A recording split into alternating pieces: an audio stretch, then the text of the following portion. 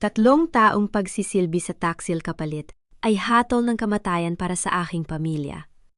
Habang nagluluksa ako sa critical na lagay ni Papa si Darius at ang kabit niyang si Bianca, ay masayang nagtatawanan sa yate na ako ang bumili. Malamig niyang isinampal ang waiver, pumirma ka dahil ang isang probinsya ng tulad mo ay pampalipas oras lang. Ngunit nakalimutan niya na sa likod ko si Elian na handang mag-freeze ng buong yaman niya sa isang iglap. Tapos na ang pagiging sunod-sunuran ko. Paano manginginig sa takot ang dalawang taksil kapag binaliktad na ng probinsyanang si Amara ang laro? Masuyot kong inaayos ang madulas na asul na kurbata ni Darius habang nakaharap kami sa malaking salamin ng VIP dressing room ng Okada, Manila. Amoy mahal ang kanyang pabango, ang pabangong ako mismo ang bumili gamit ang unang kita ng aking maliit na cargo hub sa Bohol upang maging kasing pantay siya ng mga negosyanteng kinakausap niya rito sa Maynila.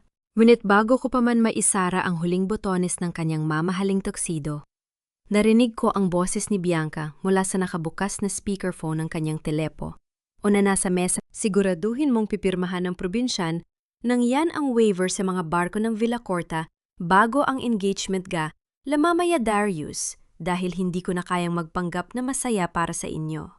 Natigilan ang aking mga kamay sa kanyang dibdib. Ang silid ay biglang binalot ng isang nakabibinging katahimikan habang ang boses ni Bianca ay patuloy na umaalingaw-aw sa aking pandinig, matalas at puno ng panghahamak. Si Bianca ang kaibigang itinuring kong kapatid, ang babaeng dinala ko sa Maynila at binigyan ng trabaho dahil sa kanyang pilit na pag-iyak na siya ay naghihirap at may sakit. Mabilis na dinampot ni Darius ang telepono at pinatay ang tawag, ngunit huli na. Bakas ang bahagyang gulat sa kanyang mga mata. Subalit sa loob ng ilang segundo, mabilis na napalitan yon ng karaniwan niyang malamig at mayabang na muka. Hinawakan niya ang aking mga kamay marahan, ngunit may diin ang pamilyar na paraan ng kanyang pag-gaslight sa akin tuwing may hindi kami pinagkakaunawaan. Amara baby, listen to me. Bianca is just stressed lately.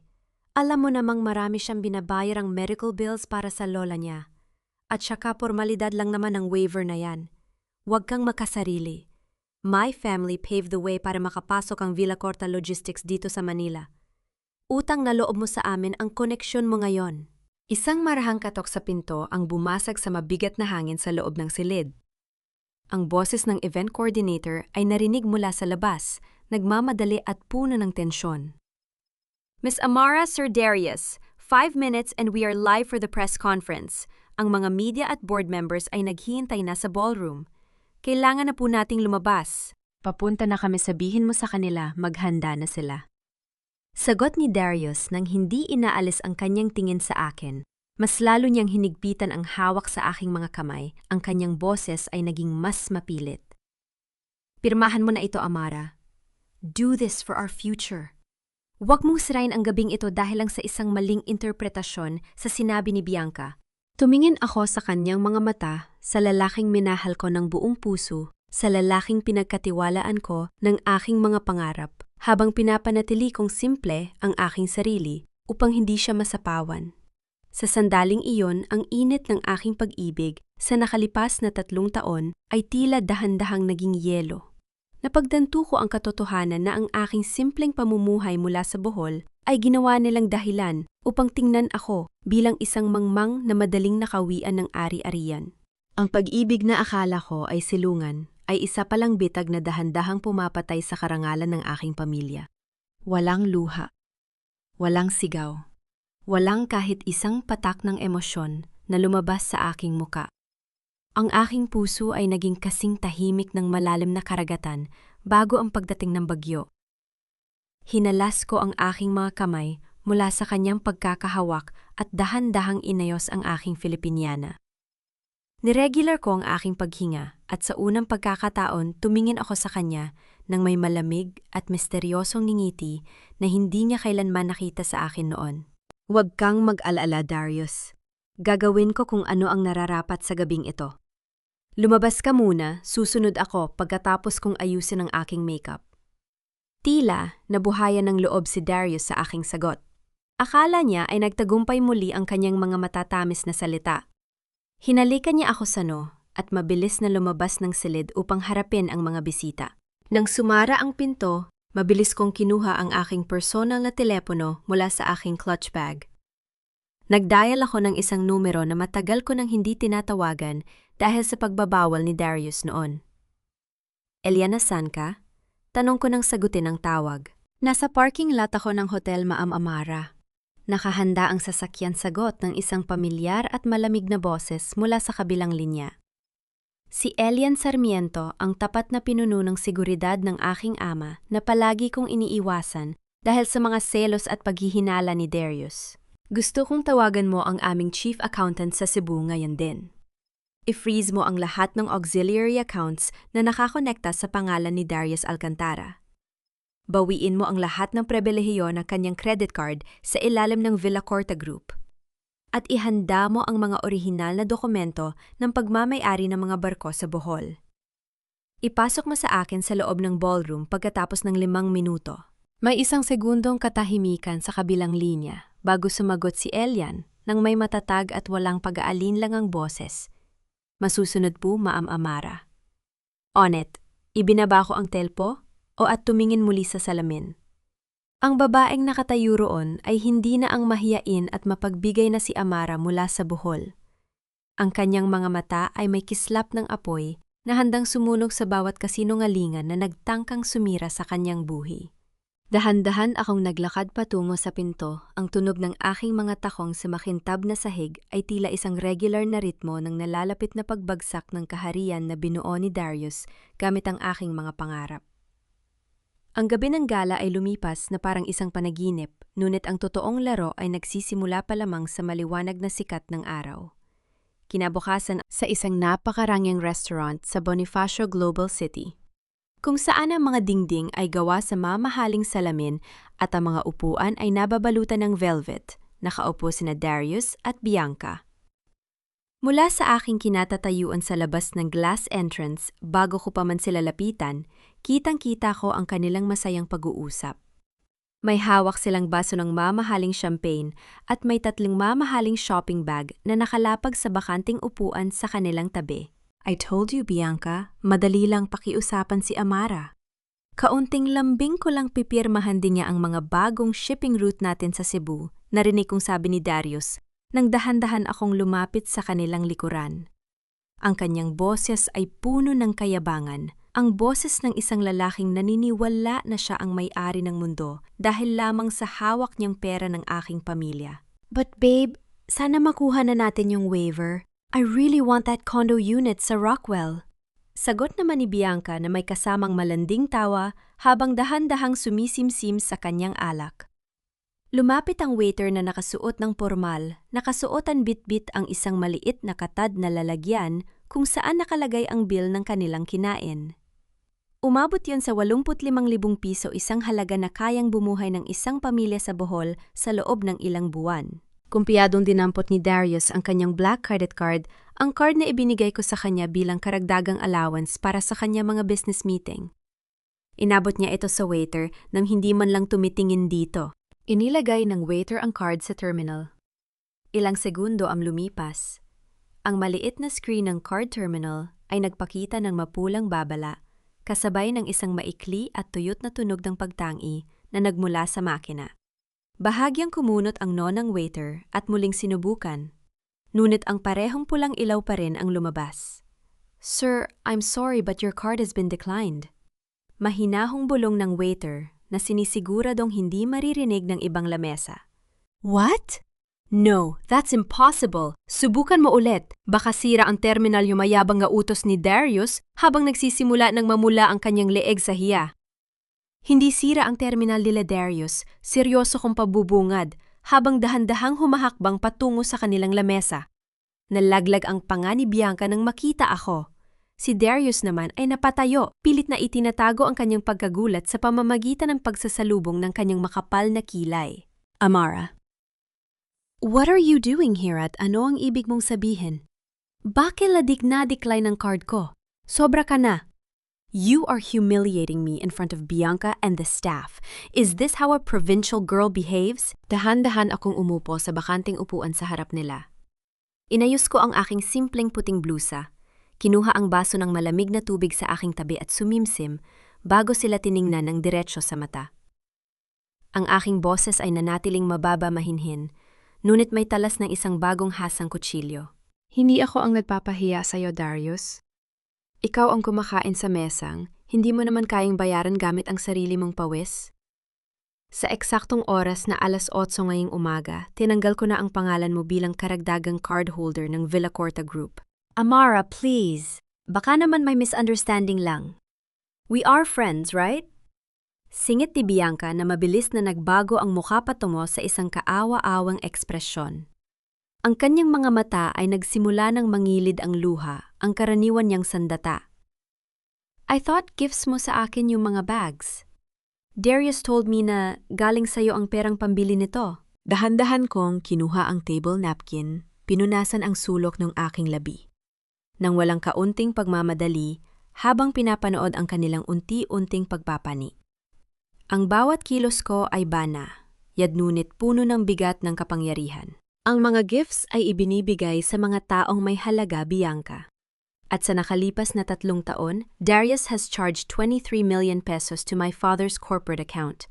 12 million of that went to his family's personal debts, and 9 million went to luxury boutiques in Paris and Milan, all under your name. Huwag mong sabihing hindi mo alam kung saan galing ang perang ginagastos mo. Natahimik ang buong lamesa. Ang ilang mga mayayamang bisita sa kabilang lamesa ay nagsimula ng magbulungan habang nakatingin sa direksyon ni Darius at Bianca.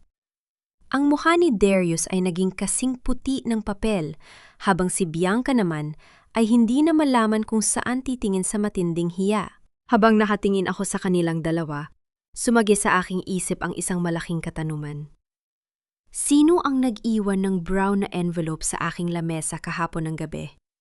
Ang envelope na naglalaman ng bawat resibo, bawat transaction history at bawat lihim na ulat ng pananalapi na ginamit ko ngayon upang gupitin ang kanilang mga pakpak. Isang tao sa loob ng kumpanya ang tahimik na nagmamasid isang taong may malalim na layunin na hindi ko pa lubos na kilala. Darius, please do something.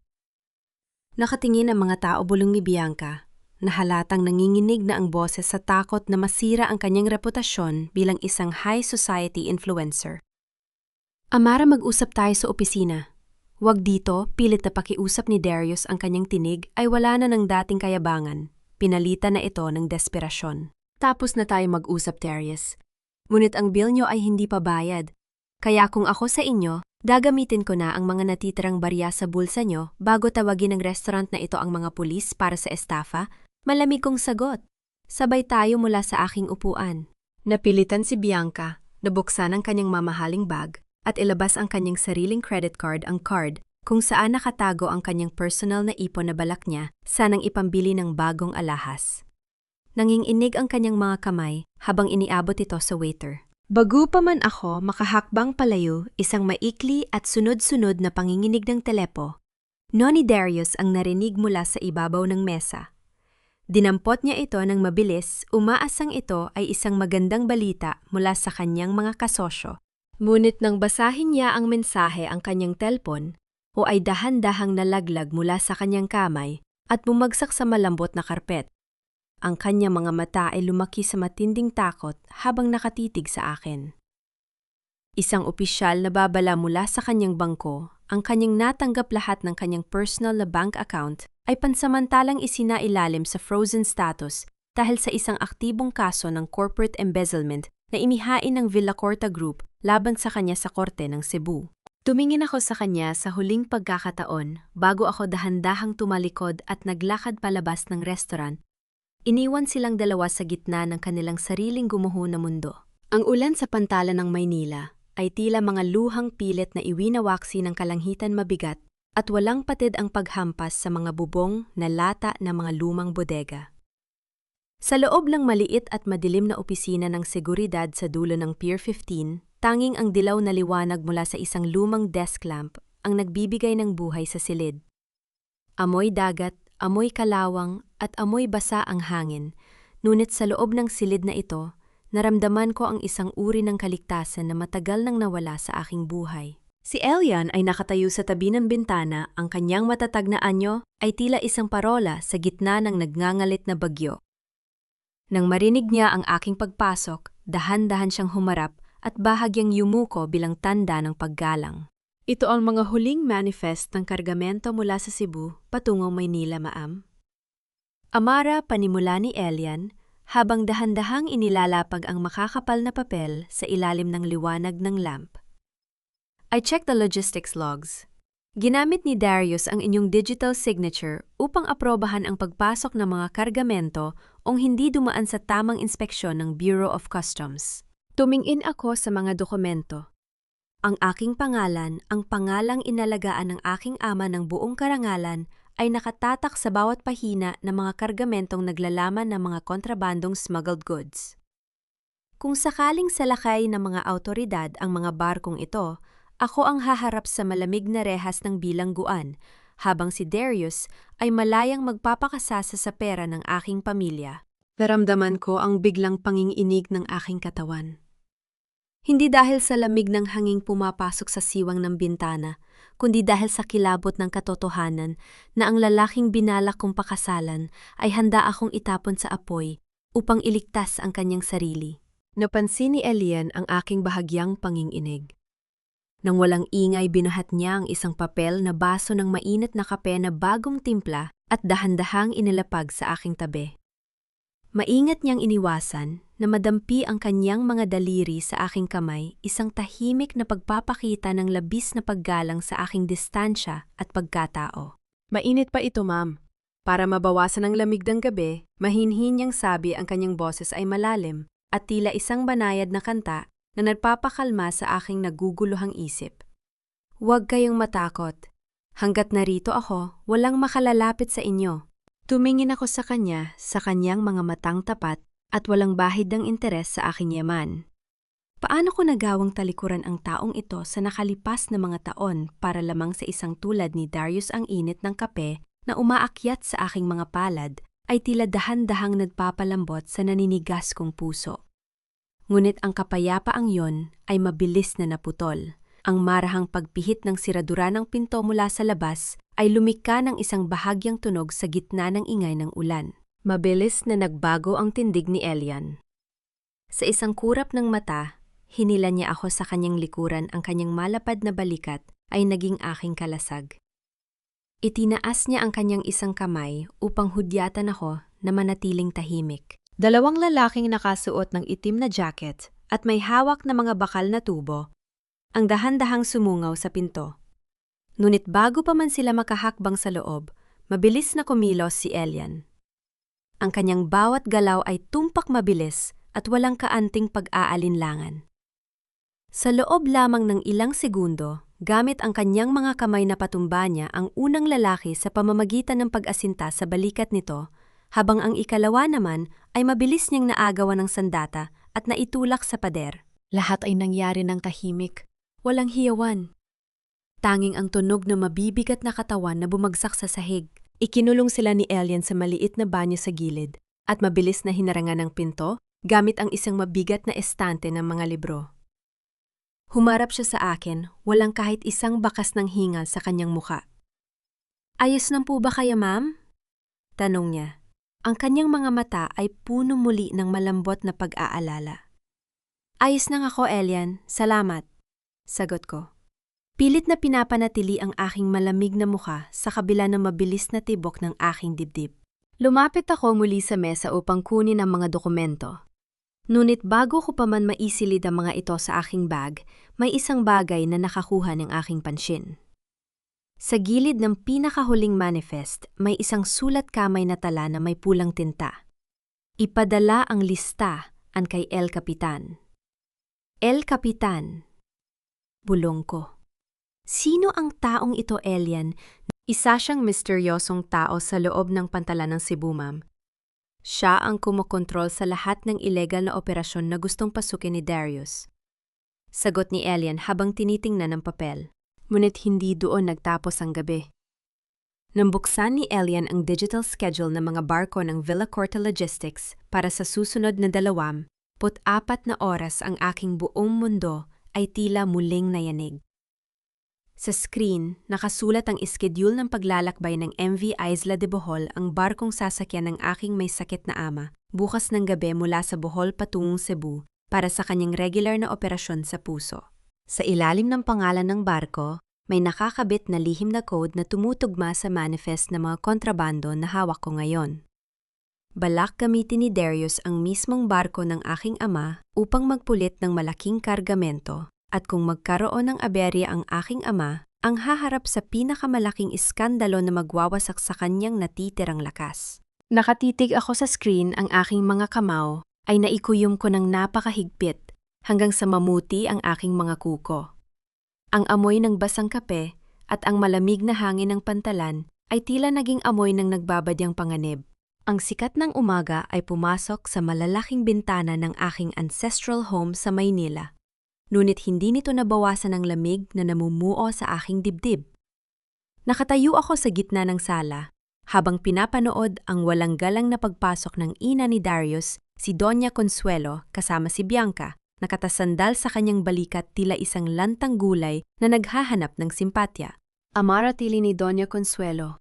Ang kanyang boses ay matinis at puno ng pang-ingibabaw. Habang pabalang na inilalagay ang kanyang mamahaling bag sa aking lamesang gawa sa hardwood. Ano itong nabalitaan ko na ipina-freeze mo ang mga accounts ng anak ko? Saan ka ba nanggaling na tapang Amara mula ka lang sa probinsya?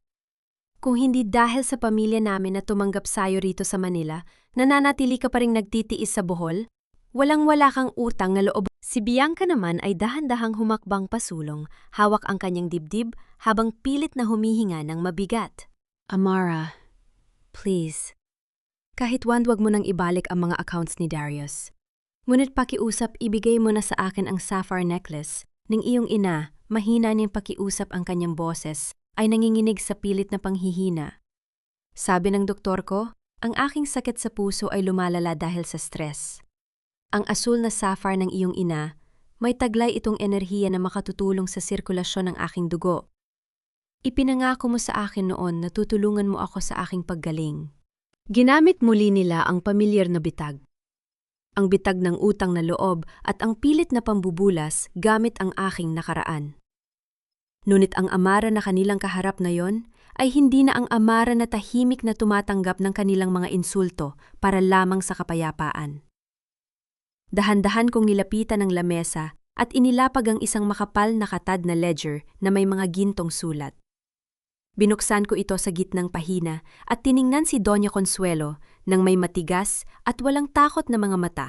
Ang utang na loob na sinasabi niyo, Tita Consuelo, ay matagal ng bayad. Na-overpay ko na nga simula ko sa isang napakahinhin, ngunit mariing boses.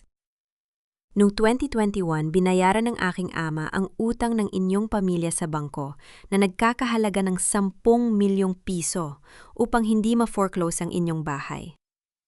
Noong 2022, binigyan kayo ng aking pamilya ng lupain sa Tagaytay. At nung nakaraang taon, si Darius ay binigyan ko ng 3 milyong pisong pondo para sa kanyang naluluging negosyo. Tumingin ako kay Bianca na biglang napatigil sa kanyang paghinga ng malalim. Sino ngayon sa atin ang walang utang na loob? At ikaw, Bianca, ang sapphire necklace ng aking ina ay hindi kailanman magiging gamot sa iyong sakit.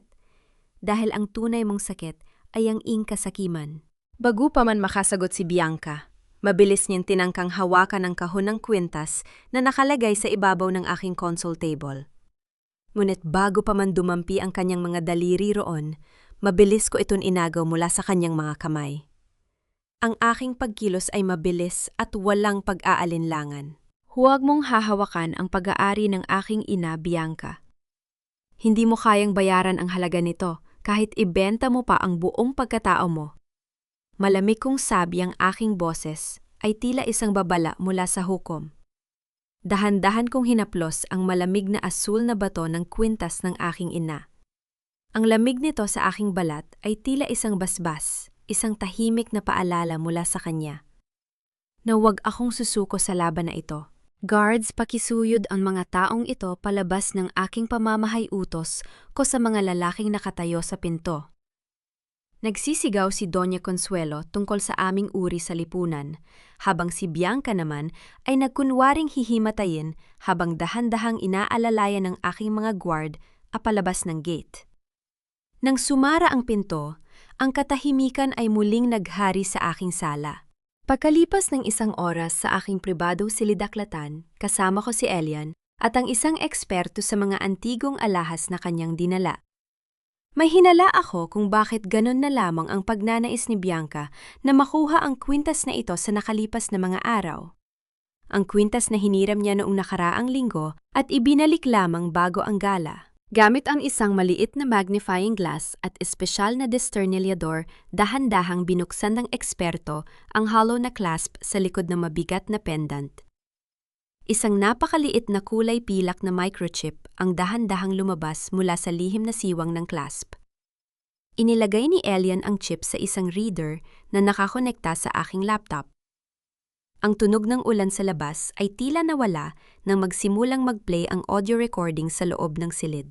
Kailangan nating siguraduhin na hindi na makakabangon ang matandang Villacorta mula sa kanyang sakit sa puso. Boses ni Bianca ang narinig. Malenaw at walang bahid ng kahinaan. Palitan mo ang kanyang mga tableta ng mas mababang doses, Darius. Kapag nangyari yon, si Amara ay madali na nating mapipilit ang pirmahan ang lahat ng ari-arian. Ang boses ni Darius ay sumunod may kasamang tawa. Huwag kang mag-alala, baby. Ang probinsya ng iyon ay masyadong nagtitiwala sa akin. Gagawin ko ang lahat para sa atin.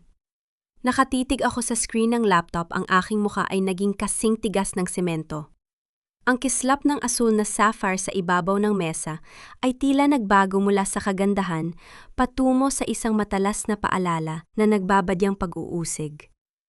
Ang buhay ng aking ama ay nasa panganib, at ang mga taong itinuring kong pamilya ang may gawa nito.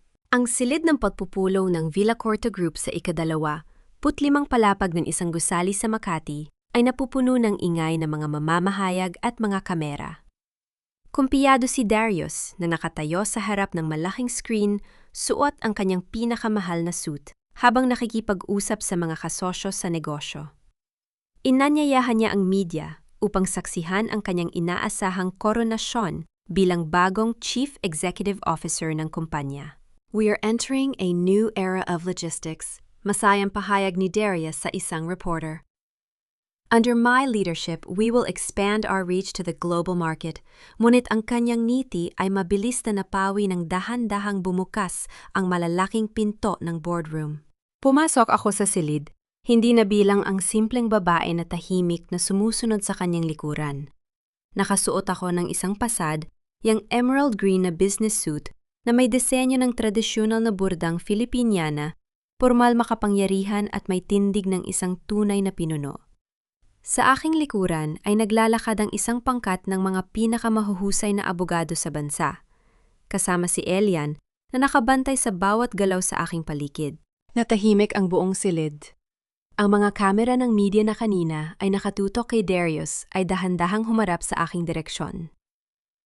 What is the meaning of this bulong ni Darius? Habang nagmamadaling lumapit sa akin, pilit na pinapanatili ang kanyang ngiti para sa mga kamera.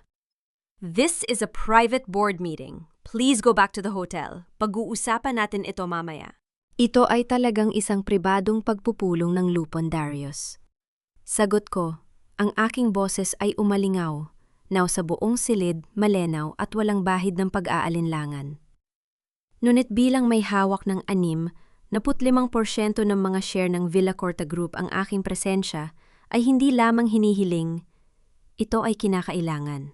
Narinig ang mahinang bulungan ng mga board members at mga reporter. Hindi nila inaasahan na ang tahimik na tagapagmana ng pamilya Villacorta ay may hawak na ganito kalaking kapangyarihan. Inilapag ng aking abogado ang isang makapal na dokumento sa gitna ng lamesa. Ito ang forensic audit report na lihim naming inihanda ni Elian. Sa nakalipas na 3 taon sa ilalim ng pansamantalang pamamahala ni Darius Alcantara, may kabuuang 50 milyong piso ang nawawala sa pondo ng kumpanya, pahayag ko, habang nakatitig ng diretso sa namumutlang mukha ni Darius. Ang perang ito ay lihim na inilipat sa mga sub-account ng Alcantara Holdings upang bayaran ang inyong mga personal na utang at pundohan ang marangyang buhay ni Bianca Salcedo at ng inyong pamilya. Nagsimimulang magpanik si Darius. Humakbang siya pasulong upang hawakan ang aking balikat. Pilit na gumagamit ng emosyonal na manipulasyon. Amara, nasisiraan ka na ba? Nasisira ang reputasyon ng kumpanya dahil sa mga pinagsasabi mo. Think about our marriage. Think about what people will say. Ngunit bago pa man dumampi ang kanyang kamay sa aking balikat, mabilis na humarang si Elian. Ang kanyang matatag na katawan ay naging isang pader na hindi kayang tibagin ni Darius. Ang boses ni Elian ay mababa, ngunit puno ng babala. Huwag mong hahawakan ang chairman. Dahan-dahan akong lumapit sa kabisera ng mahabang lamesang gawa sa mahogany. Umupo ako roon nang may buong karangalan. Kinuha ko ang aking gintong pluma at marahan itong inalapag sa ibabaw ng kontrata ng pagtatapos ng kanyang serbisyo. Maupo ka, Darius? O mas mabuting manatili kang nakatayo riyon at panuurin ang pagguho ng iyong pinapang-arap na imperyo? Ang chairman ng lupon na matalik na kaibigan ng aking ama ay tumayo at itinaas ang kanyang kamay. Ang lahat ba ay sumasang-ayon na tanggalin si Darius Alcantara sa lahat ng kanyang posisyon sa Villacorta Group? At utusan siyang ibalik ang 50 milyong piso sa loob ng 48 oras, isa-isang itinaas ng mga board members ang kanilang mga kamay. Ngunit sa aking gilid, napansin ko si Director Perez, isa sa mga matagal ng kasosyo ni Darius. May takot sa kanyang mga mata habang lihim na nagtitipa ng isang mensahe sa kanyang telepo no sa ilalim ng lamesa. Sino ang kaning tinetext? Itinaas ng chairman ng lupon ang kahoy na gavel at marahan itong ibinaba sa ibabaw ng mesa. Ang tunog ng paghampas ng kahoy ay tila isang formal na hatol na nagtapos sa bawat karangalan na natitira kay Darius. Ang mosyon ay aprobado opisyal na deklara ng chairman. Pinalabas ng mga security guards si Darius mula sa boardroom. Ngunit bago pa man siya makalayo sa pasilyo, narinig ang mabilis na pagtunog na kanyang telepno. Pilit niya itong sinagot sa gitna ng kanyang galit at takot. Ang boses ni Bianca ay narinig kong umaalingaw-ngaw mula sa speaker ng kanyang telepno, hysterical at puno ng panunumbat. Darius Perez told me everything. Kung hindi mo makukuha ang pera kay Amara, ilalabas ko sa media ang mga litrato mo na magwawasak sa'yo. Hindi ko hahayaang madamay ako sa pagbagsak mo. Napatitig si Darius sa kanyang telpon o habang dahan-dahang lumalapit sa kanya ang mga pulis na may hawak na opisyal na supina. Ang simoy ng hangin mula sa dagat ng Bohol ay may dalang amoy ng basang lupa at mga dahon ng niyog, isang pamilyar na yakap ng aking kabataan na pansamantalang nagpadama sa akin ng kapayapaan. Narito kami sa aming lumang mansyon sa isang tahimik na bayan sa labas ng Tagbilaran. Dito ko dinala si Elian upang maisagawa ang pinakamahalagang misyon sa aking buhay, ang iligtas ang aking may sakit na ama, si Don Fernando, mula sa mga kamay ng mga taong nais siyang gamitin para sa kanilang pansariling interes. Dahan-dahan kong binuksan ang pinto ng kanyang silid. Nakahiga ang aking ama, mukhang mahina at maputla, ngunit ang kanyang mga mata ay dahan-dahang nagliwanag nang makita ako. Amara, anak ko. Mahina niyang bulong habang pilit na inaabot ang aking kamay. Lumapit ako at marahan siyang niyakap. Inayos ko ang kanyang makapal na kumot na gawa sa katutubong hablon ng buhol. Habang hinahaplos ko ang kanyang malamig na kamay, naalala ko ang kanyang mga turo noong bata pa ako na ang karangalan ng pamilya ay parang mga chocolate hills. Matatag, hindi natitinag ng anumang bagyo at laging nakatayo ng may pagmamalaki. Andito na ako, Papa. Hindi ko nahahayaang saktan ka pa nila muli, bulong ko sa kanyang tainga, habang pinipigilan ko ang pag-apaw ng aking emosyon. Ngunit ang aming sandali ng muling pagkikita ay mabilis na naputol. Mula sa labas ng mansyon, narinig ang mabilis na yabag ng mga paa ng mga hindi kilalang tao na pilit na pumapasok sa aming tarangkahan. 3 lalaking binayaran ni Darius ang dinala rito upang pilitin ang aking ama na lumagda sa isang power of attorney na magpapawalang bisa sa aking mga naging desisyon sa Maynila. Si Elian ay hindi nagpakita ng anumang takot. Sa isang mabilis at maingat na pagkilos, dahan-dahan niyang pinatay ang pangunahing switch ng kuryente ng mansyon na naglagay sa buong bahay sa matinding kadiliman ng takib silim. Gamit ang kanyang kabisado na bawat sulok ng mansyon at ang kanyang mga taktikal na kakayahan, narinig ko ang mararahang tunog ng pagbubuhat at pagkaladkad sa labas ng silid. Nang walang ginagamit na bawlok o dumanak na dugo, isa-isang nalinlang ni Elian ang mga tauhan ni Darius sa pamamagitan ng paggabay sa kanila patungo sa lumang imbakan ng mga kagamitan sa ilalim ng lupa at mabilis na isinara ang mabigat na pintong bakal mula sa labas. Nang masiguro naming ligtas ang daan, dahan-dahan naming inilipat ang aking ama sa naghihintay na ambulansya na aming inarkila upang dalhin siya sa isang lihim na ospital sa lungsod. Bago ako sumakay sa ambulansya, tumayo muna ako sa ilalim ng matatayog na puno ng niyog sa gilid ng dalampasigan. Ang langit ay may kulay ng huling takib silim pula, kahel at lila. Lumapit sa akin si Elian, may hawak na isang pirasong papel. Salamat, Elian. Kung wala ka, hindi ko alam kung paano ko mapoprotektahan si Papa. Taos-puso kong sabi habang nakatingin sa malawak na dagat. Tumingin sa akin si Elian, ang kanyang mga mata ay may malalim na emosyon na matagal na niyang itinatago sa likod ng kanyang propesyonal na anyo. Tungkulin ko ito, Ma'am Amara. Nung bata pa ako, ang inyong ama ang nag-aral sa akin at nagbigay ng pagkakataon sa aking pamilya. Ngunit ngayon, ginagawa ko ito hindi na lamang dahil sa utang na loob, kundi dahil sa inyo, mahinin niyang sabi. Ang kanyang boses ay may kasamang banayad na pangako ng katapatan na nagpadama sa aking puso ng isang uri ng init na hindi ko kailanman naramdaman kay Darius. Bago pa man ako makasagot, inabot niya sa akin ang papel na kanyang hawak. Ito ang bank transaction history ni Nurse Corazon, ang pribadong nurse ng inyong ama. Nakatanggap siya ng 300,000 piso kahapon mula sa isang hindi kilalang account sa Manila. Kailangan nating mag-ingat sa kanya. Tumingin ako sa nurse na ngayon ay tahimik na nakaupo sa loob ng ambulan, siya nag-aasikaso sa oxygen tank ng aking ama. Ang aking isip ay muling nabalot ng paghihinala. Sumakay na ako sa ambulansya at dahan-dahang umandar ang sasakyan patungo sa madilim at palikolikong kalsada ng Tagbilaran. Tumiin ako sa labas ng salamin ng bintana sa likod. Sa gitna ng kadiliman ng gabi, ang dalawang malalaking ilaw ng isang itim na SUV ay biglang sumungaw mula sa likuran. Mabilis nitong hinabol ang aming bilis, dahan-dahang lumalapit sa hulihan ng ambulansya na tila may balak kaming gipitin sa gilid ng bangin.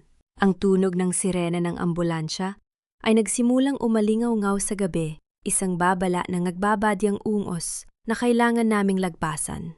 Nakahinga ako ng maluwag nang maluwalala ko ang mabilis na pag-iwas ng aming ambulan siya sa madilim na kalsada ng Bohol noong isang gabi at kung paano mabilis na hinarang ng mga tinawagang pulis ni Elian ang itim na SUV na sumusunod sa amin. Ligtas na nakarating si Papa sa isang lihim na pasilidad ng medisina sa Cebu. Ngayon, narito ako sa Cebu Grand Ballroom, handang harapin ang huling pagtatangka ni Darius at Bianca na agawin ang karangalan ng aking pamilya. Ang Visayas Maritime Summit ay ang pinakamalaking pagtitipon ng mga may-ari ng barko, mga opisyal ng pamahalaan at mga mamumuhunan sa buong bansa. Sa gitna ng bulwagan, nakita ko sina Darius at Bianca na pinalilibutan ng ilang mamamahayag.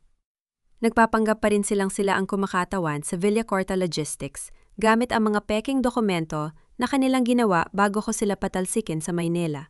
Bago ako pumasok sa bulwagan, tumigil muna ako sa harap ng isang malaking salamin sa pasilyo. Nakasuot ako ng isang maringal na midnight blue na Filipiniana na may bordang pilak na tila, bahango sa kulay ng malalim na dagat sa ilalim ng liwanag ng buwan.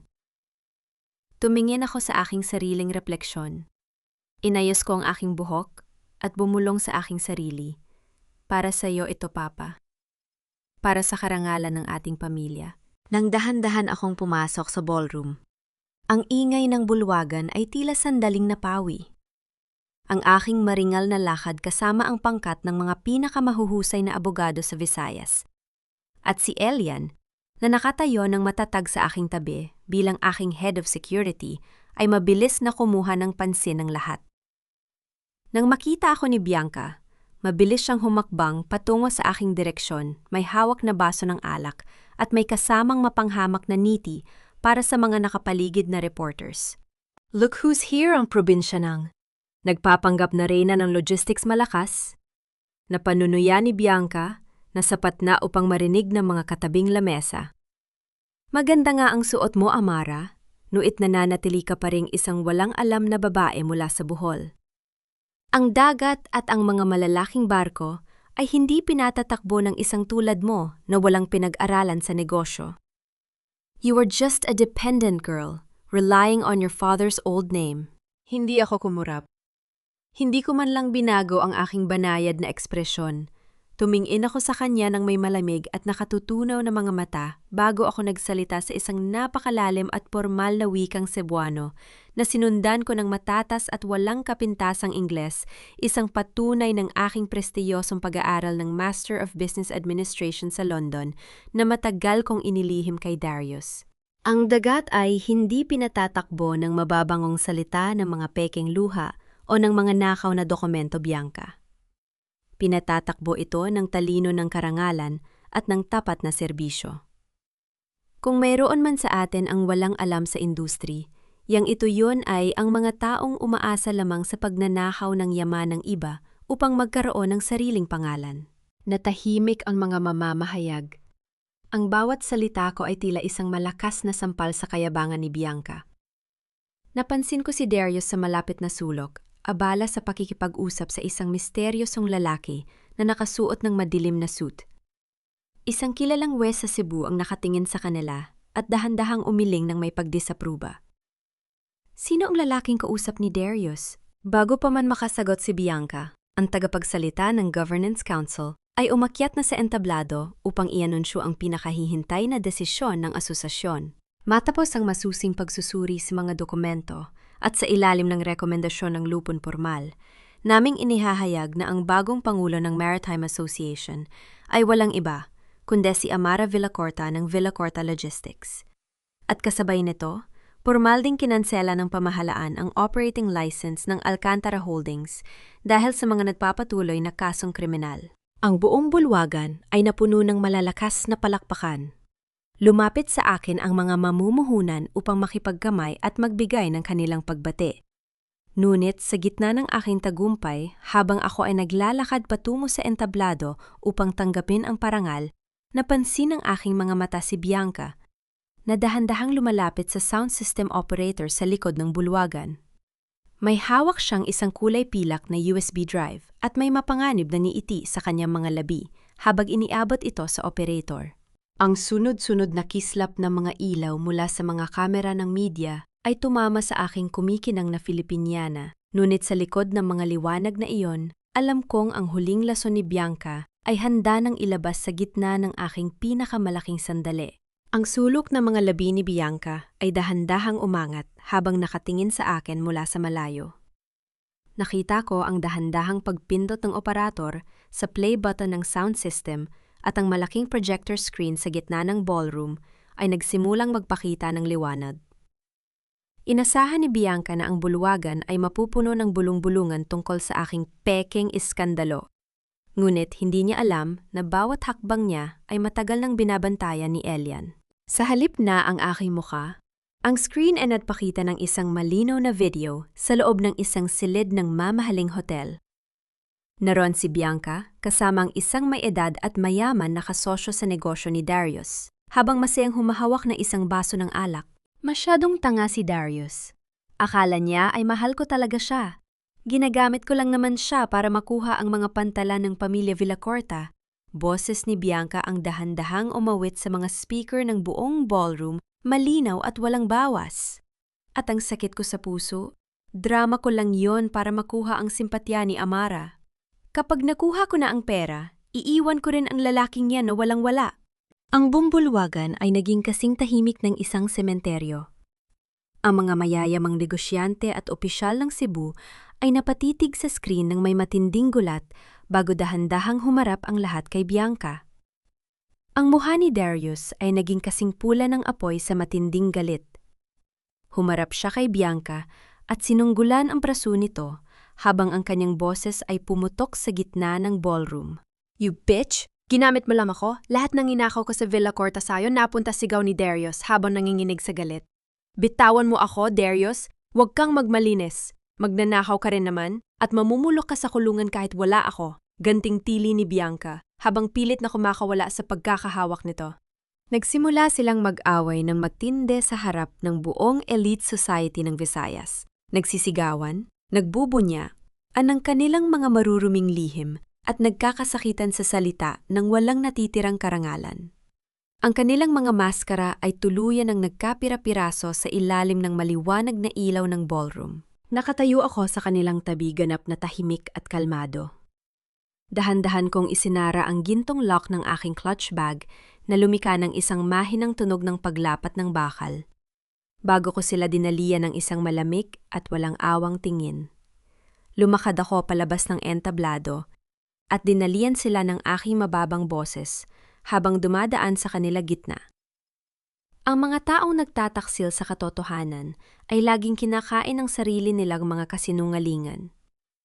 Magsama kayo sa inyong sariling impyerno. Sa pintuan ng ballroom, pumasok ang mga pulis na pinangunahan ni Elian. May hawak silang mga bakal na posas at mabilis na pinalibutan si Darius. Darius Alcantara, you are under arrest for corporate fraud, embezzlement, and conspiracy. Deklara ng namumunong opisyal ng pulis. Siya, inabot ng opisyal sa akin ng isang puti at selyadong sobre bago nila dinala si Darius. Palabas. Ma'am Villacorta, pinabibigay po ito ng isang tao na tumulong sa amin sa pagbuo ng ebidensya laban sa illegal cartel ni Darius. Ang pirma po sa ibaba ay galing sa isang nagngangalang AS Bulong ng opisyal. Tiningnan ko ang sobre, ang aking puso ay bahagyang kumaba. Sino si AS? Ano ang kanyang kinalaman sa pamilya ko? Ngunit ang aming panandaliang tagumpay ay mabilis na nabalot ng panibagong panganib. Pagkalipas ng ilang minuto, nagmamadaling lumapit sa akin si Elian mula sa parking lot. Ang kanyang muka ay seryoso at may dalang masamang balita. Ma'am Amara, nakatakas si Darius. May isang tiwaling opisyal sa loob ng pangkat ng transportasyon ang tumulong sa kanya na makalaya sa likod ng gusali. Tumakas siya patungo sa mga madidilim na pantalan ng Cebu. Wala na siyang matatakbuhan at natatakot akong gawin niya ang kanyang pinakamadilim na plano ngayong gabi upang sunugin ang ating mga bodega. Ang malakas at desperadong sigaw ng galit ni Darius habang tinatangay siya ng kanyang mga kasamahan patungo sa kadiliman ay tila naging isang huling babala ng nagbabadyang umos. Ang hangin sa pantalan ng Cebu ay may dalong amoy ng asupre at sulog na gasolina habang dahan-dahan kaming bumababa sa sasakyan ni Elian. Ang buong paligid ay nababalutan ng kadiliman ng madaling araw at ang mararahang hampas ng alon sa pader ng pier ay tila isang babala ng nagbabadyang unos. Sa dulo ng pasilyo, ang pintong bakal ng pangunahing bodega ng Villacorta Logistics ay nakabukas ng bahagya. Sa halip na magtago sa ligtas na lugar pinili kong harapin ang banta. Hindi ko hahayaang sirain ni Darius ang huling yaman na inilaan ng aking ama para sa aming hinaharap. Dahan-dahan kaming pumasok sa loob ng bodega. Ang mga naglalakihang container van ay tila mga higanting anino sa gitna ng dilim. Sa gitna ng malawak na espasyo, nakita ko si Darius. Ang kanyang mga damit ay marumi magulo ang kanyang buhok at ang kanyang mga mata ay nalilisik sa matinding desperasyon habang hawak ang isang plastik na lalagyan ng gasolina at isang gintong lighter. Amaratili ni Darius nang marinig ang aking mga yabag. Inagaw mo ang lahat sa akin. Ang pera ko, ang reputasyon ko, ang pangarap ko. Kung hindi ako magiging CEO ng Villacorta, walang sinumang makikinabang sa kumpanyang ito. Susunigin ko ang bodegang ito kasama ang lahat ng mga dokumento na magpapadala sa akin sa impyerno. Hindi ako humakbang pabalik. Nanatili akong nakatayo nang matatag na katingin sa kanya ng may malalim na awa at matinding kawalan ng takot. Ang bodegang ito ay gawa sa bakal at semento, Darius. Madali ito muling maitatayo simula ko sa aking mababa at malangig na boses. Ngunit ang iyong budi at karangalan ay matagal nang nasunog ng iyong sariling kasakiman. Kahit sunugin mo ang buong pantalan na ito, hindi mo na maibabalik ang tiwala na sinira mo. Sa matinding galit, dahan-dahan niyang sinubukang likhain ang maliit na kislap ng apoy mula sa hawak niyang lighter. Ngunit bago pa man dumampi ang apoy sa sahig na may basa ng gasolina, mabilis na kumilos si Elian. Sa isang kisap mata, sinipa niya ang kamay ni Darius na nagpatapon sa lighter sa malayo. Sa parehong pagkakataon, pumasok ang mga awtoridad na lihim na tinawagan ni Elian upang palibutan ang buong pasilidad. Mabilis na pinadapan ng mga pulis si Darius sa sahig habang nilalagyan siya ng posas nang wala nang magwa kundi ang sumigaw sa matinding kabiguan. Ito na ang kanyang huling pagkatalo, isang ganap na pagbagsak ng lalaki na niwala na kaya niyang manipulahin ang lahat ng tao. Habang dinadala si Darius, palabas nakatanggap ako ng isang maikling mensahe mula sa aking abogado sa Maynala. Si Bianca naman ay tuluyan ng iniwan ng kanyang mga kaibigan baon sa utang dahil sa mga kasong silnyok na inihain ko at wala nang natitira kahit isang piso sa kanyang pangalan. Nakahinga ako ng malalim habang dahan-dahang lumalabas ng bodega. Ang langit sa silangan ay nagsisimula ng magpakita ng kulay ng kahel at ginto na nagpapahiwatig ng pagsikat ng araw sa ibabaw ng dagat ng Cebu. Bahagya akong nanginginig dahil sa malamig na simoy ng hangin. Napansin ito ni Elian. Dahan-dahan niyang tinanggal ang kanyang itim na security jacket. At marahan itong isinabit sa aking mga balikat na nagpadama sa akin ng isang uri ng proteksyon na hindi ko kailanman naramdaman sa nakalipas na mga taon. Salamat muli, Elian Bulongko, habang nakatitig sa sumisikat na araw. Ngunit sabihin mo sa akin, sino ba talaga si AS? Yumuko ng bahagya si Elian may malambot at malungkot na ngiti sa kanyang mga labi. Ang ASI, nangangahulugang Aurora Sarmiento Ma'am Amara. Siya ang aking ina. Dati siyang tapat na abogado ng inyong ama. Bago siya pumanaw, sinimulan niya ng tipunin ang mga ebidensya laban sa pamilya Alcantara dahil alam niyang gagamitin kanila upang makuha ang kumpanya. Ipinangako ko sa kanya na ipagpapatuloy ko ang kanyang laban upang protektahan kayo. Napatitig ako sa kanya, ang aking puso ay napuno ng matinding emosyon at pasasalamat. Ang pag-ibig at katapatan ng pamilya Sarmiento sa amin ay lumampas sa hangganan ng isang trabaho. May darating na Grand Manila Gala sa susunod na linggo, Elian Bulong. Habang nakatingin sa kanya ng may malambot na mga mata, dun porma na idedeklarang malinis ang pangalan ng Villa Corta Logistics mula sa lahat ng maling hinala. Ngunit sa gabing yon, nais ko ring ipahayag sa buong mundo ang totoong nilalaman ng aking puso. Ang dahan-dahan at matatag na tunog ng mga malalaking crane na nagsisimula ng magbaba ng mga kargamento sa mga barko sa malayo ay tila naging isang musika ng bagong simula at kapayapaan sa aming buhay. Ang Grand Ballroom ng Okada, Manila ay nababalutan ng gintong liwanag mula sa mga dambuhalang kristal na chandelier na nakasabit sa mataas na kisame. Amoy sariwang liryat at mamahaling pabango ang buong bulwagan na ngayon ay napupuno ng mga pinakamataas na tao sa lipunan ng Maynila, mga negosyante, mga politiko at mga kilalang pamilya na naging saksi sa aming mga naging pagsubok. Pumasok ako sa bulwagan bilang pangunahing pinararangalan sa gabing ito.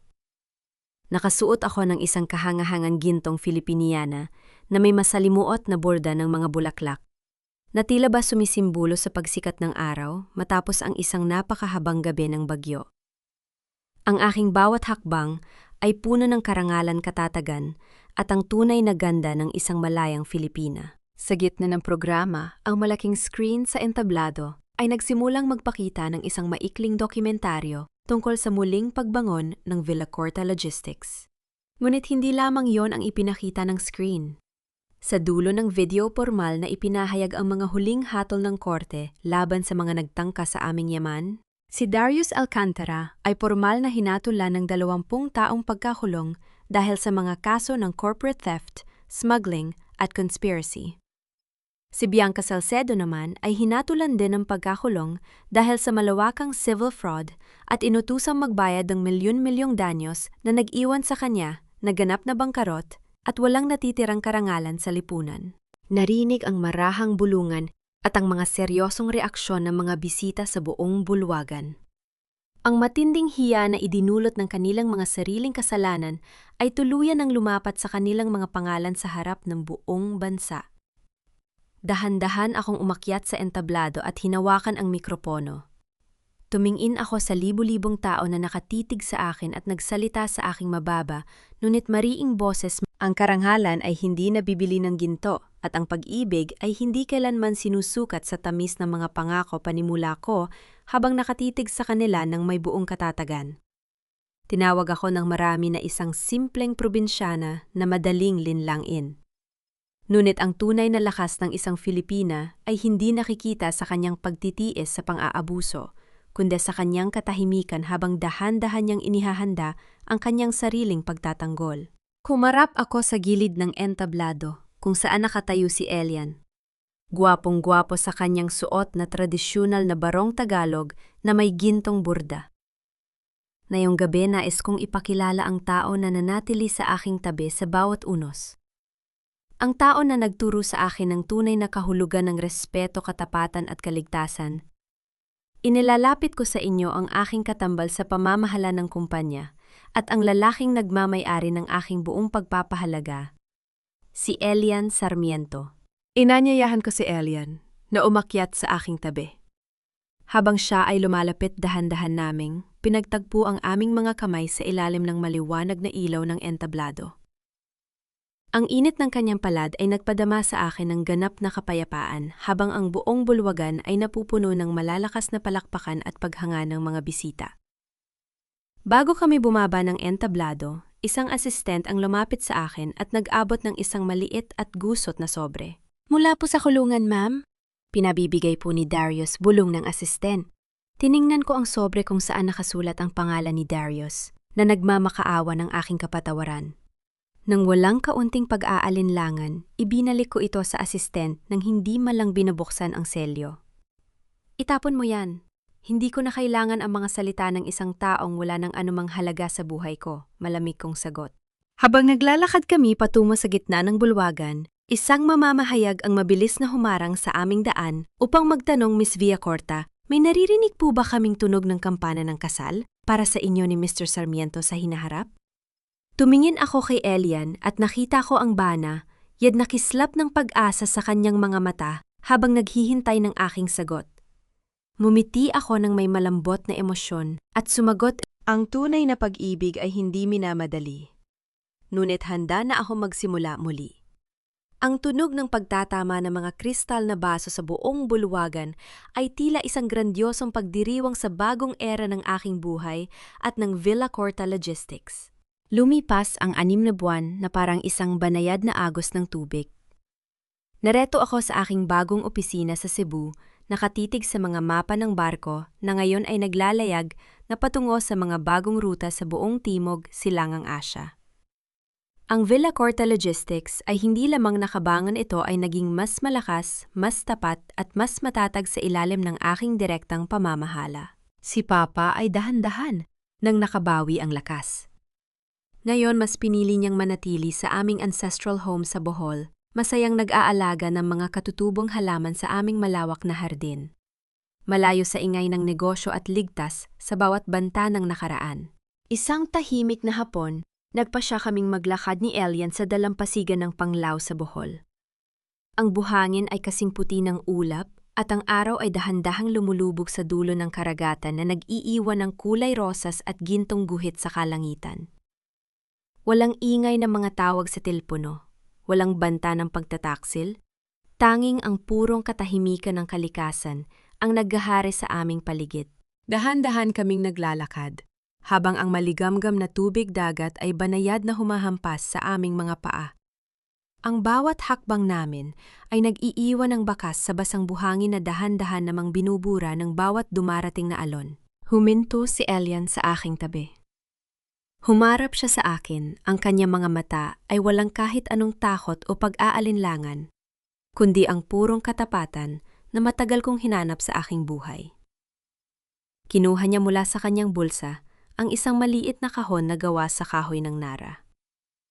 Nang buksan niya ito, isang simpleng singsing na gawa sa katutubong ginto ng Bohol ang kuminang sa ilalim ng huling sinag ng araw. Amara? Hindi ko kayang pangakuan ka ng mga bituin o ng mga bagay na hindi ko hawak mahinhin niyang simula. Ang kanyang boses ay tila isang bana, yad na hangin na nagpapakalma sa aking kaluluwa. Ngunit pangangakuan kita ng isang bagay na sa bawat bagyo o unggos na darating sa iyong buhay, hindi mo na kailangang lumaban ng mag-isa. Mananatili ako sa tabi mo sa hirap o ginhawa, hanggang sa huling alon ng aking buhay. Napatitig ako sa singsing at pagkatapos ay sa kanyang tapat na mukha. Ang aking puso na matagal nang binalot ng yelo dahil sa matinding pagtataksil ay tuluyan ng natunaw sa init na kanyang totoong pag-ibig. Dahan-dahan kong inabot ang aking kamay sa kanya at numiti ng may buong kapayapaan. Tinatanggap ko ang iyong pangako, Elian, bulong ko.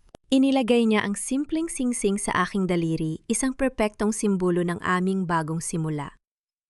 Hinawakan niya ang aking kamay nang may labis na pagpapahalaga at sabay kaming nagpatuloy sa paglalakad sa tabing dagat habang ang araw ay tuluyan ng naglaho sa abot tanaw. Tumingin ako sa malawak na asul na karagatan at napagtanto ko na ang pinakamagandang regalo ng katarungan ay hindi ang pagbagsak ng aking mga kaaway, kundi ang kapayapaan na tuluyan ng nagari sa aking puso. Para sa inyo na nakikinig sa aking kwento, kailan niyo hahayaang magsimula ang inyong sariling paggaling? Kailan niyo tatanggapin ang halaga na nararapat para sa inyo? Ang banayad at regular na hampas ng maliliit na alon sa white sand ng Bohol ay tila naging isang walang katapusang kanta ng aming kapayapaan. Nakatayo ako sa deck ng aming pinakabagong barko, ang MV Aurora, na ipinangalan ko sa yumaong ina ni Elian bilang pagkilala sa kanyang tapat na serbisyo at pagmamahal sa aming pamilya. Ang barko ay dahan-dahang naglalayag sa asul at malawak na karagatan sa pagitan ng Cebu at Bohol. Ang langit ay napakalinis, walang kahit isang bakas ng ulap at ang sikat ng araw ay sumasayaw sa ibabaw ng maliliit na alon ng dagat. Marami ang nagtatanong sa akin mula nang magsimula ang aming bagong buhay. Napatawad ko na ba sina Darius at Bianca? Ang kapatawaran ay isang salita na madalas gamitin ng marami upang pilitin ang mga biktima na tanggapin muli ang mga taong sumira sa kanila. Hindi ko pinatawad ang kanilang mga masasamang gawa upang payagan silang muling makatapak sa aking buhay. Mananatili silang nakaharap sa husti, siya sa likod ng mga rehas ng bilangguan. Ngunit pinatawad ko na ang aking sarili. Pinatawad ko ang aking nakaraang kabataan, ang aking pagiging bulag sa mga maling pangako, at ang aking labis na pagtitiwala sa mga taong walang halaga.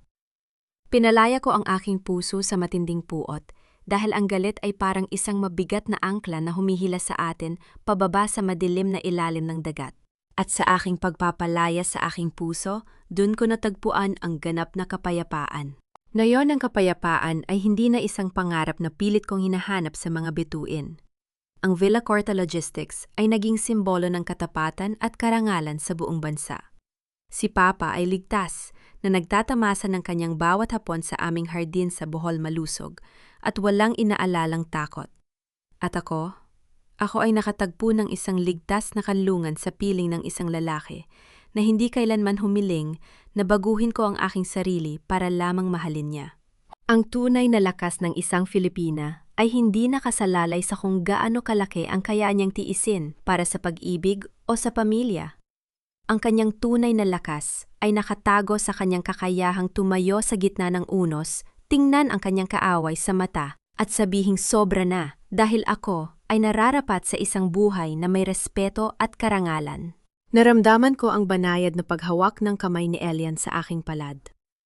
Tumingin ako sa kanya at sa kanyang mga mata ay nakita ko ang aking sarili, isang reyna na malaya matatag at handang harapin ang anumang paglalakbay na may kasamang tapat na pag-ibig. Sabay kaming nakatitig sa malawak at bukas na karagatan habang ang barko ay patuloy na naglalayag patungo sa abot tanaw. Sa dulo ng bawat bagyo, ang dagat ay palaging kumakalma para sa mga taong natutong maglakbay na may karangalan at katotohanan.